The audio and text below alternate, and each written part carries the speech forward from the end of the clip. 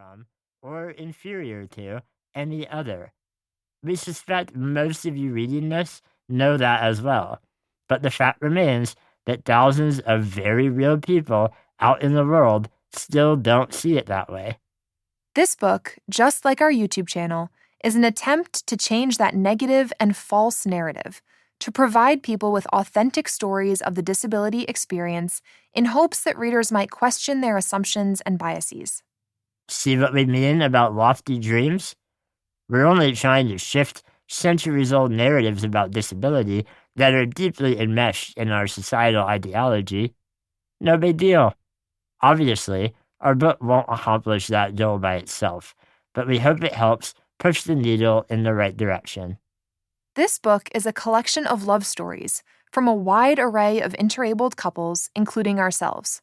We cannot express enough gratitude for the amazing couples who volunteered their time and vulnerability to share their stories with us. When we launched the submission form to solicit those volunteers, we hoped to find a few dozen couples willing to participate. In 12 hours, we had over 600 submissions and had to close it down out of the sheer volume overwhelming us. Sorting through those entries was an incredible challenge, but we did our best to provide a representative smattering of many walks of life, with a variety of disabilities, races, orientations, and ages. If you're ready to dive into stories of passion, hilarity, romance, and adventure, feel free to skip to Chapter 1. Here, however, are some housekeeping notes that may enhance your experience. 1. There are 3 styles of chapters interspersed throughout this book: Shane and Hannah stories, interabled couple narratives, and interabled couple Q&As. 2. Hannah and I wrote every word of this book together, but in some of the chapters about our own life, we found it easier to write from just one perspective. So, even if a story is told from my point of view, the words were written by both of us.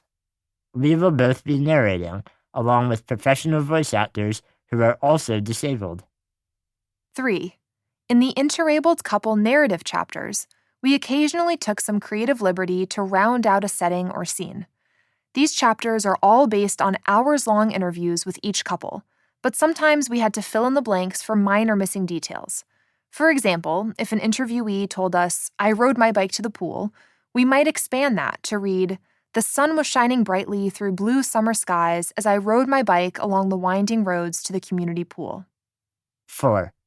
A note about the title and our usage of the word interabled throughout the book. Some disabled people don't love the word, as they feel their relationship doesn't need additional labels. Others find it to be a perfect description. We simply feel that it's the most efficient way to express a specific concept, a relationship that involves one or both partners living with a disability. Okay, that about covers it.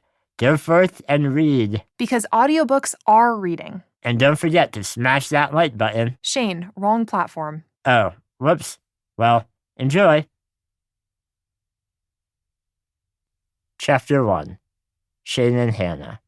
Speaking tour. The nightmare began in the same place that most nightmares begin. A dilapidated Denny's restaurant on the shoulder of an empty highway in southern Iowa. Hannah and I sat in our accessible Ford Explorer in the deserted parking lot with the heater blasting full force, trying to decide if eating here was worth the inevitable food poisoning. Hannah pulled up Google on her phone. The fine dining establishment that crumbled before us had 2 one-star reviews. Number 1, Bo Tuttle said, "Waitress Deanne kicked out me and Thomas because she's still angry about the fight that we started at her birthday party 3 months ago." Number 2, Angry Driver 59 said, "No meatloaf on Meatloaf Monday. Garbage." We've been on the road for 8 hours so far, on our way to the first stop of a 2-week speaking tour.